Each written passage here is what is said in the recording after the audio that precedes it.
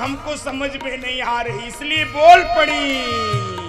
यह प्रसंग मोहि कहे हो पुरारी, यह प्रसंग मोहि कहे हो पुरारी।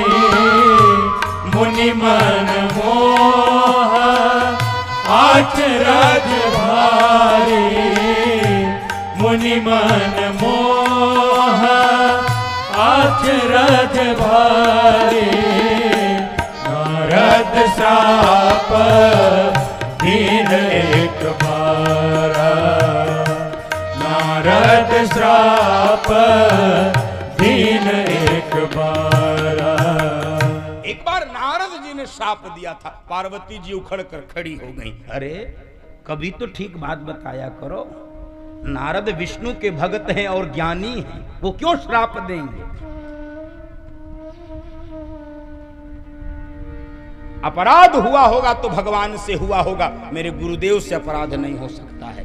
गुरु भक्ति देखनी हो तो पार्वती जी में दर्शन करिए बंधु माताओं,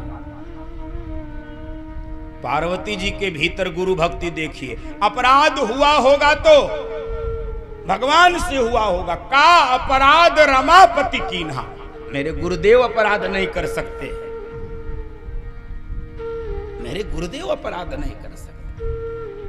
नारद जी के गुरु, पार्वती जी के गुरु नारद जी हैं, उन्हीं के मंत्र के कारण आज पति रूप में भगवान शंकर मिले हैं। गुरु नहीं अपराध कर सकता। अरे गुरु के अंदर तो तीन तीन शक्तियां विद्यमान होती, गुरुर ब्रह्मा, गुरुर विष्णु, गुरुर देवो महेश्वर।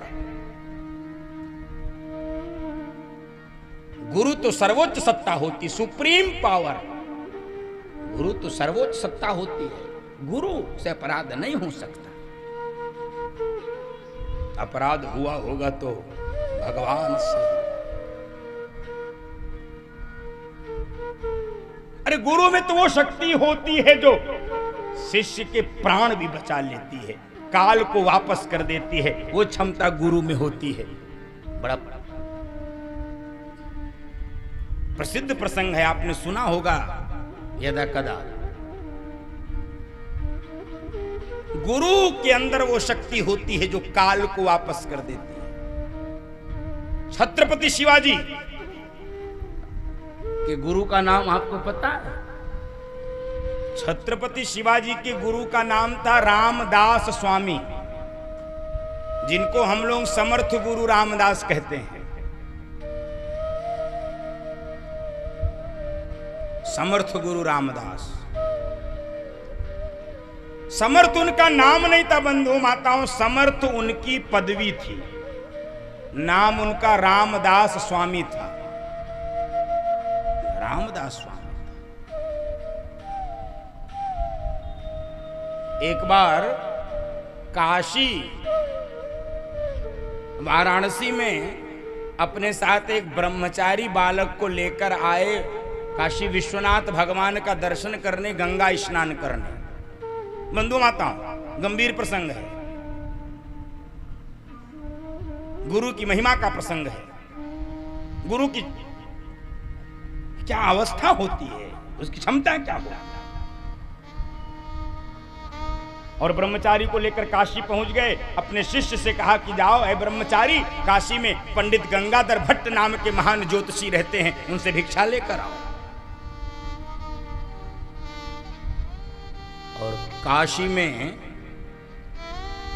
वो ब्रह्मचारी पंडित गंगाधर भट्ट के पास भिक्षा लेने के लिए गया है।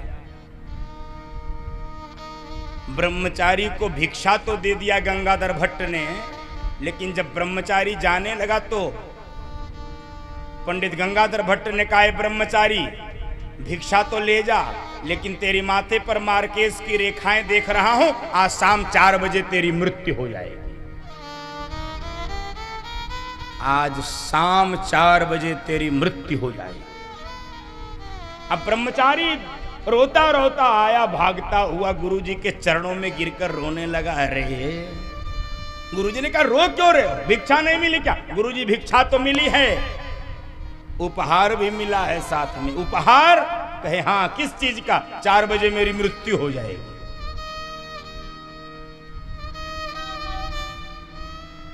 रोने लगा तो गुरुजी ने सांत्वना दी, बेटा रुक जा, 4 बजे मरेगा ना, अभी से क्यों मर रहा है? अच्छा आप कल्पना करो, जिसको हमसे कोई कह दे कल हम मर जाएंगे, तब कैसा बीतेगा अभी से लेके कल तक का समय। लेकिन ये भारत की महान गुरु शिष्य की परंपरा जरा देखो, कह रहे अरे 10 बजे से क्यों मर रहा है, शाम 4 बजे जब मरना है, चल ये जो आटा लाया है बाटी बना, भोग लगा, मैं भी पाता हूं तू भी पा। भारत की महान गुरु शिष्य परंपरा, सामने मृत्यु है लेकिन गुरु की आज्ञा का उल्लंघन नहीं कर सकते। गुरोर आज्ञा अनलंघयेत, गुरोर आज्ञा न विचारणीय, नहीं हो सकता। बाटी बनाई गुरुजी को पवाया है, अब मृत्यु नजदीक है तो पा नहीं पाया। 3 बज गया, गुरुजी ने कहा ब्रह्मचारी से, सुन बेटा चल गंगा के तट पर चल, वहीं कुछ देर विश्राम करेंगे, फिर वहीं स्नान करेंगे, फिर सायं की संध्या गंगा के तट पर करेंगे। 3 बज रहा था, ब्रह्मचारी को लेकर आए, 1 घंटे बाद ब्रह्मचारी के प्राण जाने थे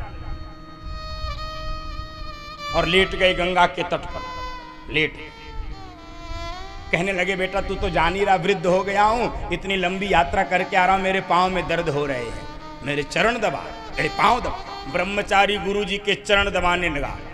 3:30 पौने 4 बज गया और 4 बजे इसकी मृत्यु होने वाली थी। घड़ी देख लिया, 4 बजने वाला।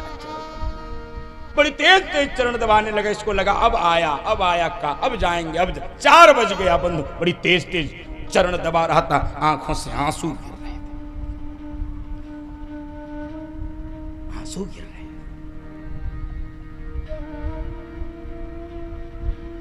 3 घंटे काल खड़ा था बंधु माताओं, सत्य सी काशी की घटना है। 5, 6, 7 बज गया, काल लौटने लगा। गुरुजी ने तिरछी निगाहों से रामदास स्वामी ने पूछा, क्यों भाई तू तो इसको लेकर जाने वाला था, कहाँ जा रहा है? तो काल ने प्रणाम कर लिया, गुरुजी लेने तो आया था लेकिन ले नहीं जा रहा हूं। क्यों? क्योंकि मेरे मालिक यमराज की आज्ञा है कि जो शिष्य अपने गुरु के चरणों की सेवा कर रहा हो उसके प्राण मत लेना, प्रणाम करके लौट आना। इसलिए प्रणाम करके लौट रहा हूं, प्राण नहीं ले सकता है, नहीं लिया। बंधुओं माताओं, यही विश्वास पार्वती जी के भीतर था कि मेरे गुरु अपराध नहीं कर सकते हैं। राखाही गुरु जो कोप विधाता, गुरु राखाही गुरु जो कोप विधाता, गुरु विरोध नहीं को जग खाता, गुरु विरोध नहीं को जग त्राता। और बंधुओं माताओं, शिष्य के प्राण बच गए। गुरुजी ने कहा कि जाओ बेटा प्रातः काल भिक्षा लेकर आओ रामदास स्वामी के पास, वो पंडित गंगाधर भट्ट के पास। और ये ब्रह्मचारी पंडित गंगाधर भट्ट के पास पुनः भिक्षा लेने के लिए पहुंच गया। बंधुओं माताओं, पंडित गंगाधर भट्ट कलश लेकर भगवान सूर्य को अर्घ देने जा रहे थे। सामने से ब्रह्मचारी को आता देखे हाथ से कलश छूट गया। ए ब्रह्मचारी, तू जीवित कैसे? सूर्य पश्चिम से निकल सकता लेकिन गंगाधर भट्ट की ज्योतिषी झूठी नहीं हो सकती, तू जीवित कैसे है? ब्रह्मचारी ने कहा, पंडित जी आपकी ज्योतिषी झूठी नहीं है, फिर तू बचा कैसे? मेरे गुरुजी ज्यादा सच्चे हैं। क्या मतलब? आपकी आज्ञा के अनुसार ठीक 4 बजे काल आ गया था, 3 घंटे खड़ा था, लौट के प्रणाम करके चला गया, ये कहकर कि मेरे मालिक की आज्ञा है कि जो शिष्य अपने गुरु चरणों की सेवा कर रहा हो उसके प्राण नहीं लेना, उसके प्रणाम करके लौटाना। लौट गया एकदम आश्चर्यचकित। बेटा तू है कौन, किसके साथ आया, कौन है तेरे गुरु? मैं तो ब्रह्मचारी हूं, मेरे गुरु रामदास स्वामी, हम महाराष्ट्र से आए हैं। बंधुओं माताओं, पंडित गंगाधर भट्ट ने कलश में जल भरा है, भगवान सूर्य को अर्घ नहीं दिया है, आज उस दिशा में अर्घ दिया है जहां पर रामदास स्वामी लेटे थे, और दोनों हाथ उठाकर घोषणा की, आज से पूरी दुनिया रामदास स्वामी को रामदास के नाम से नहीं, समर्थ गुरु रामदास के नाम से जाने